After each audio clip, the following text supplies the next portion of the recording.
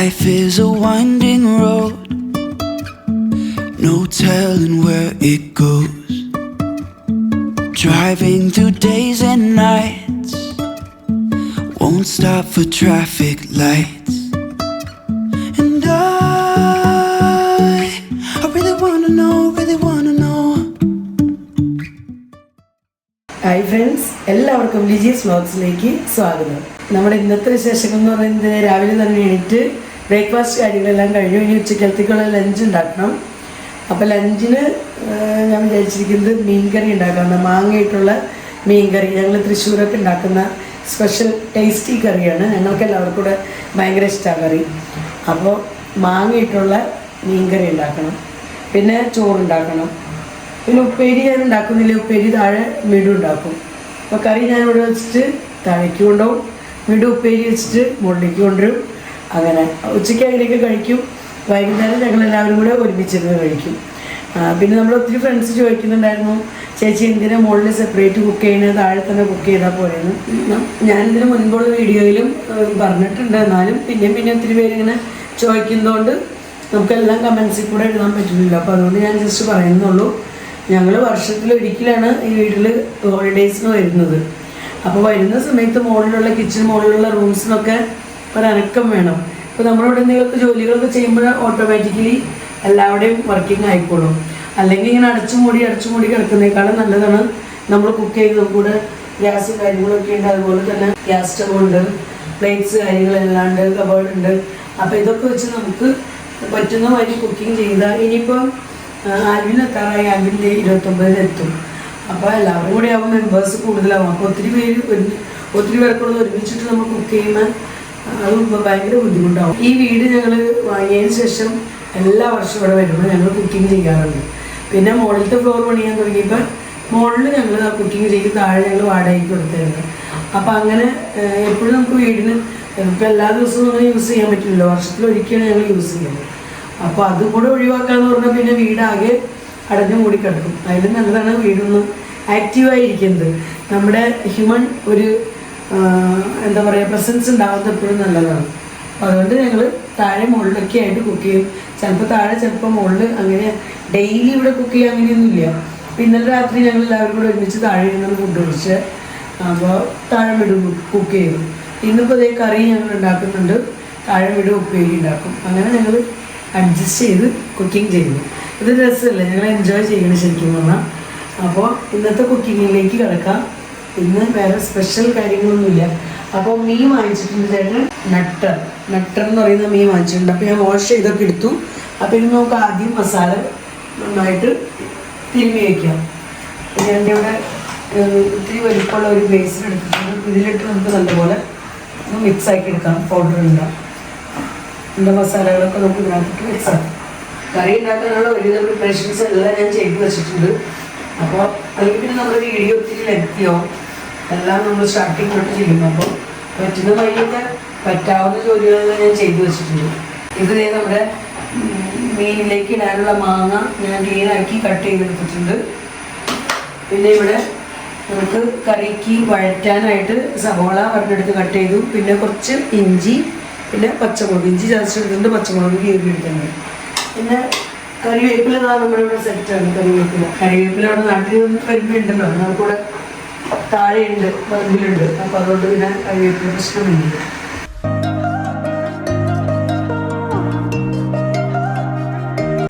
ഉപ്പും മഞ്ഞൾപ്പൊടിയും മുളക് പൊടിയും മാത്രമായിട്ട് ഞാൻ തിരിഞ്ഞു വയ്ക്കുന്നത്.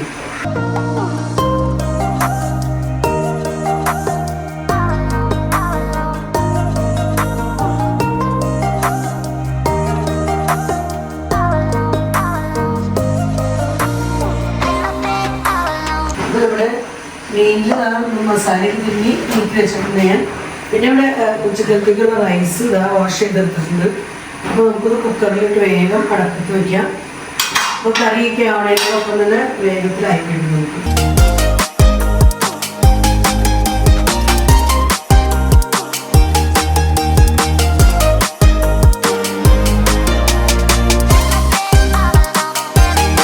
ഇത് നമുക്ക് മീൻകറി ഉണ്ടാക്കാനുള്ള ചട്ടി. ചെറിയ ക്രാക്കൊക്കെ വന്ന് ഒഴിവിട്ട് തോന്നും. പൊട്ടൊക്കെ ചെയ്യുമെന്ന് അറിയില്ല. പൊട്ടില്ല എന്നുള്ള ധൈര്യത്തിൽ ഞാൻ ഉണ്ടാക്കാൻ പോകും. പൊട്ടിപ്പോയാൽ കഴിഞ്ഞു.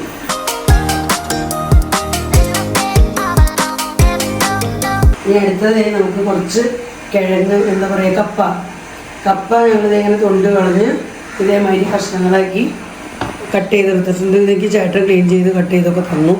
അപ്പോൾ ഇത് ഞാൻ പുഴുങ്ങാനായിട്ട് വയ്ക്കുന്നുണ്ട്. മീൻകറിയുടെ കൂടെ ഇത് നല്ല സൂപ്പർ ടേസ്റ്റ് ആയിരിക്കും. കേരളത്തിൽ വരുമ്പോഴല്ല എങ്ങനെയൊക്കെ കഴിക്കാൻ പറ്റുള്ളൂ. പിന്നെ ഞാൻ കുക്കറിലിട്ട് ഒരു വിസിൽ വയ്ക്കുന്നുണ്ട്. നമ്മുടെ കപ്പയുടെ കുക്കറും സെറ്റായിട്ടുണ്ട്. ഇതിലേക്ക് ഞാനൊരു കുറച്ച് ഉപ്പിട്ട് കൊടുക്കുന്നുണ്ട്.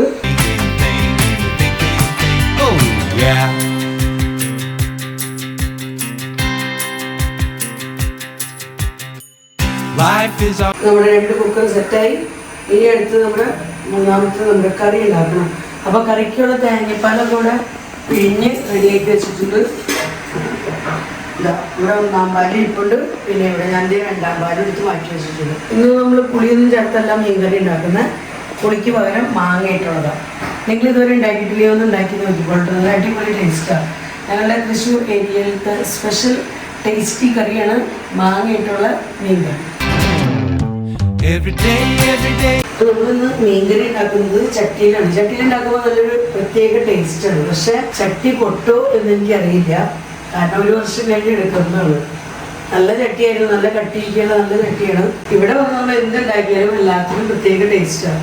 എൻ്റെ മെയിൻ കാരണം എന്ന് പറയുന്നത് നമ്മുടെ വെളിച്ചെണ്ണയാണ്. വെളിച്ചെണ്ണയിൽ ഉണ്ടാക്കുന്നതുകൊണ്ടാണ് നമുക്കെല്ലാം ഒരു പ്രത്യേക ടേസ്റ്റ് കൂടുതൽ തോന്നുന്നത്.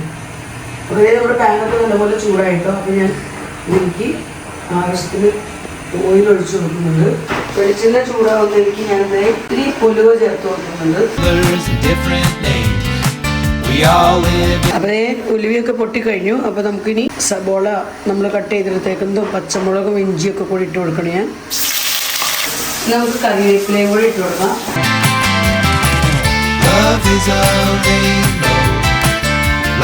ഇത് പുറത്ത് കാലാവസ്ഥ ചൂടാണ് കേട്ടോ. പിന്നെ നമ്മുടെ വീഡിയോയിൽ ഇങ്ങനെ പുറത്തുനിന്നുള്ള ഒച്ചകളൊക്കെ കേൾക്കുന്നുണ്ടാവും. അത് തൊട്ടടുത്ത് ഞങ്ങളുടെ വീടിൻ്റെ തൊട്ടടുത്ത് തന്നെ ബ്രഷ് കമ്പനി ഉണ്ട്. അപ്പോൾ ബ്രഷ് കമ്പനിയിലത്തെ വർക്കിൻ്റെ ഒച്ച വരുന്നതാണ്. പുറത്തെ കാലാവസ്ഥയൊക്കെ നല്ല കാലാവസ്ഥയൊക്കെ വഴന്ന് വരട്ടെ. ഞാൻ ഇപ്പോഴത്തെ കാലാവസ്ഥ കാണിച്ചതാണ്.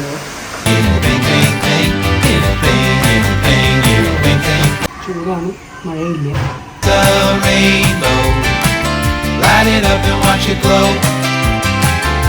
ഞങ്ങളുടെ വീട്ടിലെ ഏറ്റവും ഇഷ്ടപ്പെട്ട സ്ഥലം ഏതാണെന്ന് വെച്ച് കഴിഞ്ഞാൽ എനിക്ക് ഏറ്റവും ഇഷ്ടപ്പെട്ട സ്ഥലം ഈ സ്ഥലം. ഇവിടെ ഇരുന്ന് ഇങ്ങനെ പേപ്പറൊക്കെ വായിച്ച് വഴിപോക്കരൊക്കെ കണ്ട് വണ്ടിയൊക്കെ പോകുന്നതൊക്കെ വാച്ച് ചെയ്ത് അങ്ങനെ ഇരിക്കാൻ ഒരു പ്രത്യേക സുഖം. എനിക്ക് ഭയങ്കര ഇഷ്ടമാണ്. ഇവിടെയുള്ള ഈ ഇരിപ്പ് ഞാൻ എൻജോയ് ചെയ്യുന്ന ഇരിപ്പാണ്. ഭയങ്കര ഇഷ്ടപ്പെട്ട വീട്ടിലെ ഏറ്റവും ഇഷ്ടപ്പെട്ട സ്ഥലം എന്ന് പറഞ്ഞാൽ ഇതാണ് എൻ്റെ ഏറ്റവും ഇഷ്ടപ്പെട്ട സ്ഥലം. ഈ വീട്ടിൽ കിളികളുടെ ഒച്ചയും കേട്ടോ, അങ്ങനെ വണ്ടികൾ പോണതും ആൾക്കാർ നടന്നു പോണതും പ്രകൃതി ഭംഗി മാവും മാങ്ങയും ഒക്കെ കണ്ട് കൊണ്ടിരിക്കുക. അപ്പോൾ വായിച്ചു കാറ്റും വീട്ടും വായിച്ചു.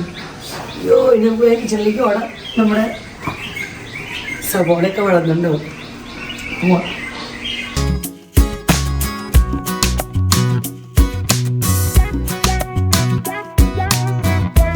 നമ്മുടെ ഫ്രണ്ട്സ് ആരൊക്കെയും കമൻറ്റിൽ ഇട്ടിട്ടുണ്ടായിരുന്നു, ചേച്ചി UP-യിൽ എന്താ ചേച്ചി നിങ്ങൾ റിട്ടയർ ആയി കഴിഞ്ഞ് കഴിയുമ്പോൾ UP-ലുള്ള പാത്രങ്ങളും ഇവിടുത്തെ പാത്രങ്ങളും ഒക്കെ കൂടി ചേച്ചി എവിടെ വയ്ക്കാമെന്ന്.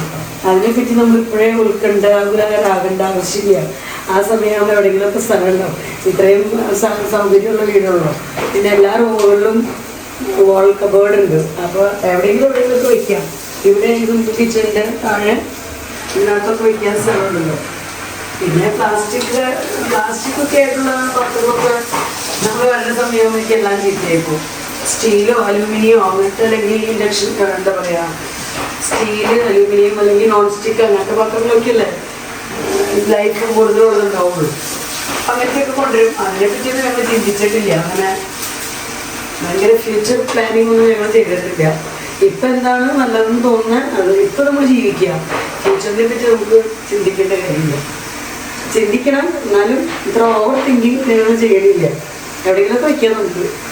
പിന്നെ ഈ വീഡിയോ നിങ്ങളുടെ അടുത്തേക്ക് വരുമ്പോഴേക്കും മിക്കവാറും ആൽവിനൊക്കെ എത്തിക്കാണും. ഞങ്ങൾ ആൽവിൻ വരാനായിട്ട് ദിവസങ്ങൾ എണ്ണി കാത്തിരിക്കുകയാണ്. പിന്നെ കോഴിക്കോട് നിന്ന് വന്നാൽ ഞങ്ങൾ പിറ്റേ ദിവസം തന്നെ ഞങ്ങൾക്ക് രാജഗിരി ഹോസ്പിറ്റലിലാണ് ചേട്ടന് കാണിക്കുന്നത്. തൊണ്ടയ്ക്ക് ഇവിടെയുള്ള ആ ഒരു തൈറോയിഡിൻ്റെ മുഴ. അപ്പോൾ അപ്പോയിൻമെൻ്റ് എടുക്കാമെന്ന് വിചാരിച്ച് വിളിച്ചപ്പോൾ 1-ാം തീയതി വരെ ബുക്കാണ്. 1-ാം തീയതി അല്ല, 30-ാം തീയതി ഫ്രീ ആണ്. പക്ഷെ 29, 30 ഫ്രീ ആണ്.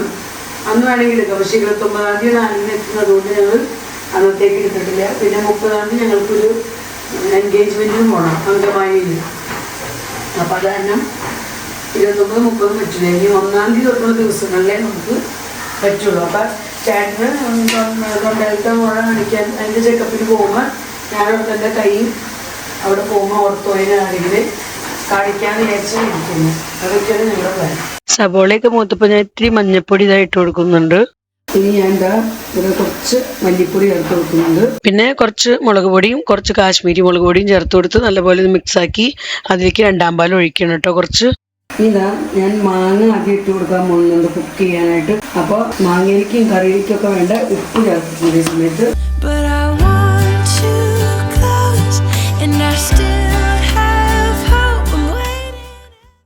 കുറച്ച് സമയം മാങ്ങയൊക്കെ ഇട്ട് ഒന്ന് കുക്ക് ചെയ്യാനായിട്ട് വെച്ചായിരുന്നു കേട്ടോ. അത് കഴിഞ്ഞ് മാങ്ങ ഒരു ഹാഫ് കുക്ക് ആയ സമയത്ത് ഞാൻ ബാക്കി ഉണ്ടായിരുന്ന 2-ാം പാലും കൂടെ അതിലേക്ക് ചേർത്ത് അതിനുശേഷം മീനിന്റെ കഷ്ണങ്ങളെല്ലാം അതിനകത്തേക്ക് വെച്ച് കൊടുക്കുകയാണ്.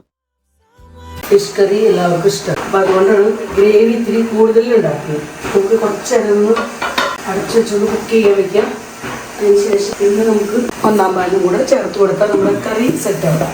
ഇനി കറിയിലേക്ക് താളിച്ചൊഴിക്കാനുള്ള ഉള്ളി ഞാൻ എടുത്തിട്ടുണ്ട്, ചെറിയ ഉള്ളി. പക്ഷെ ശരിക്കും പറഞ്ഞത് പോരാ, എനിക്ക് ഇതിൻ്റെ കൂടെ കപ്പയുടെ കൂടെ കഴിക്കാനുള്ള, കപ്പ നമുക്ക് മീൻകറിയും കൂട്ടി കഴിക്കാം. പിന്നെ അതിൻ്റെ കൂടെ ഒരു ഉള്ളിച്ചമ്മന്തി ഉണ്ടാക്കി കഴിഞ്ഞാൽ സൂപ്പറായിരിക്കും. അപ്പം ഞാൻ അതും കൂടെ ഉണ്ടാക്കാമെന്ന് വിചാരിക്കുന്നുണ്ട്. അപ്പോൾ കുറച്ചും കൂടെ ഉള്ളി എടുക്കുന്നുണ്ട്. അപ്പോൾ നമ്മുടെ കറി നല്ലപോലെ തളയൊക്കെ വന്നിട്ടുണ്ട്. പോലെ തിളയ്ക്കണ തന്നെ ഞാനിനി ഇതിനകത്തേക്ക് 1-ാം പാലും കൂടെ ചേർത്ത് കൊടുക്കണം. മാങ്ങ കഷ്ണമൊക്കെ നല്ലപോലെ വെന്തിട്ടുണ്ട്. പിന്നെ ഒരു 2 തളയും കൂടെ വന്നു കഴിയുമ്പോൾ നമുക്ക് ഓഫാക്കാം. അപ്പോൾ ഞാൻ അടച്ചു വയ്ക്കുന്നില്ല, കാരണം അടച്ചു വെച്ച് കഴിഞ്ഞാൽ ചിലപ്പോൾ തിളച്ച് പോകുന്നത് ഞാൻ കാണില്ല. പിന്നെ ഗ്രേവി ഇത്തിരി അധികത്തിലാണ് ഉണ്ടാക്കിയതാണ്. അപ്പോൾ അതുകൊണ്ട് അടയ്ക്കാൻ പോകില്ല. പിന്നെ നമ്മുടെ റൈസ് കുക്കറിൻ്റെ പ്രഷർ പോയിട്ടില്ല, കപ്പയുടെ പ്രഷർ പോയിട്ടില്ല. അപ്പോൾ നമുക്ക് കപ്പയുടെ കുക്കർ തുറന്ന് കപ്പയ്ക്കുള്ള ചമ്മന്തി ഉണ്ടാക്കണം. പിന്നെ നമുക്ക് കറി താളിച്ചൊഴിക്കണം. അങ്ങനെ ഇത്തിരി ജോലികളുണ്ട്. കപ്പയൊക്കെ നല്ലപോലെ വെന്തിട്ടുണ്ട്. അപ്പം ഇതിനെ ഞാൻ ഒന്ന് കോരി മാറ്റിട്ട് വേറൊരു പ്ലേറ്റിലേക്ക് കോരി മാറ്റാം.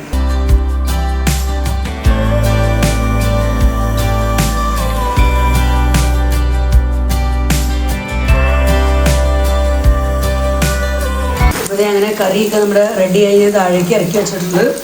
ഇനി നമുക്ക് ചെറിയ ഉള്ളി ഞാൻ കട്ട് ചെയ്തെടുത്ത് ഇത്തിരി വറ്റൽമുളക് കൊടുത്തിട്ടുണ്ട്. പിന്നെ ഇവിടെ ഇത്തിരി കറിവേപ്പിലയും വെച്ചിട്ടുണ്ട്. അപ്പം ഇത് വെച്ച് നമുക്ക് ഇനി താളിച്ചൊഴിക്കാവുന്നു. അപ്പം അങ്ങനെ ഞാൻ ഇതാ കറിയൊക്കെ താളിച്ചൊഴിച്ചു. കറി റെഡി ആയിട്ടുണ്ട്. ഇനി നമുക്ക് ചട്നി ഉണ്ടാക്കണം. അപ്പം ചട്നിക്കുള്ള ചെറിയ ഉള്ളിയൊക്കെ ഞാൻ ക്ലീൻ ചെയ്തെടുത്തിട്ടുണ്ട്. ചട്നി കൂടി ഉണ്ടാക്കിയെടുത്താൽ നമ്മുടെ ലഞ്ച് റെഡിയായി. അപ്പോൾ അതേ നമ്മുടെ കറിയൊക്കെ റെഡിയായി. ഞാൻ താഴേക്ക് കൊണ്ടുപോകാനുള്ളതൊക്കെ ഇവിടെ പകർത്തി വെച്ചിട്ടുണ്ട്. ഈ ഒരു പാത്രത്തിൽ കറി പകർത്തി വെച്ചിട്ടുണ്ട്. നമുക്ക് ചട്നി ഒന്ന് റെഡിയാക്കണം. ഞാൻ അരച്ചെടുത്തിട്ടുണ്ട്. പിന്നെ ഞാൻ ഇവിടെ നമ്മുടെ ചോറ് റെഡിയായിട്ടോ. അപ്പോൾ ചോറൊക്കെ ഞാൻ വാർത്ത് വെച്ചിട്ടുണ്ട്. ചോറും ഇവിടെ സെറ്റായിരിക്കുന്നുണ്ട്. കപ്പ ഇവിടെ കുഞ്ഞ കപ്പ ഇടണോ, കപ്പ അവിടെ കപ്പ എടുത്ത് വെച്ചിട്ടുണ്ട്. കപ്പയും കറിയായി. നമുക്ക് ചട്നീനെ ഒന്ന് സെറ്റാക്കണം. ഇത്തിരി വെളിച്ചെണ്ണ ഒഴിച്ച് കൊടുക്കുന്നത്. സിമ്പിളായിട്ടുള്ള ചട്നിയാണ്. ഞാൻ പുളി ചേർത്തിട്ടില്ല, കാരണം ഓൾറെഡി നമ്മുടെ മാങ്ങയായിട്ടുള്ള മീൻകറി ഉണ്ടല്ലോ പുളിയുള്ളത്. എല്ലാം പുളിയായി കഴിഞ്ഞിട്ട് ടേസ്റ്റ് ഉണ്ടാക്കും. അപ്പോൾ അതുകൊണ്ട് പുളി ഇല്ലാത്ത ചട്നി ഉണ്ടാക്കിയാണ്. ബട്ട് ഇതിൻ്റെ ആ ഒരു സ്മെല്ലൊക്കെ അടിപൊളി കേട്ടോ. ചെറിയുള്ളിയും പച്ചമുളകും ഒക്കെ ചേർത്തിട്ടുള്ള വെളിച്ചെണ്ണയൊക്കെ ചേർത്തിട്ടുള്ള ഒരു സ്മെല്ലുണ്ടല്ലോ. ഉപ്പൊക്കെ ചേർക്കുന്നു കേട്ടോ. അപ്പോൾ അങ്ങനെ ഉപ്പൊക്കെ ചേർത്ത് ഉണ്ടാക്കിയെടുത്ത ചട്നിയാണ്. ഇതിനകത്ത് ഞാൻ പുളി ചേർക്കാത്തതിനെ കൊണ്ട് ഒരു ശകലം വിനീഗർ ചേർത്ത് കൊടുക്കുന്നുണ്ട്. അധികം കേട്ടോ, ഒരു ശകലം മാത്രം. അപ്പോൾ അങ്ങനെ നമ്മുടെ ചട്നിയും റെഡിയായി. ഇത്രയേ ഉള്ളൂ, നമ്മുടെ ലഞ്ച് പ്രിപ്പറേഷനൊക്കെ കഴിഞ്ഞു. അപ്പോൾ ഇത്രയേ ഉള്ളൂ നമ്മുടെ ഇന്നത്തെ വിശേഷങ്ങൾ. അപ്പോൾ ഇന്നത്തെ വീഡിയോ ഞാനിവിടെ അവസാനിപ്പിക്കുകയാണ്. വീഡിയോയെക്കുറിച്ചുള്ള നിങ്ങളുടെ അഭിപ്രായങ്ങളെല്ലാം കമൻസിലൂടെ അറിയിക്കാൻ മറക്കരുത്. വീഡിയോ നിങ്ങൾക്ക് ഇഷ്ടപ്പെടുന്നുണ്ടെങ്കിൽ ലൈക്ക് ചെയ്യാനും ഷെയർ ചെയ്യാനും സബ്സ്ക്രൈബ് ചെയ്യാനും എന്നെ സപ്പോർട്ട് ചെയ്യാനൊന്നും ഒട്ടും തന്നെ മറക്കരുത്. ഫേസ്ബുക്കിലാണ് നിങ്ങളെൻ്റെ വീഡിയോ കാണുന്നതെങ്കിൽ ലിജീസ് വ്ലോഗ്സ് എന്നുള്ള ഫേസ്ബുക്ക് പേജ് ഫോളോ ചെയ്തുകൂടെ എന്നെ സപ്പോർട്ട് ചെയ്യണം. അപ്പോൾ വീണ്ടും നമുക്ക് നല്ലൊരു അടിപൊളി വീഡിയോയുമായി കാണാം. Bye bye.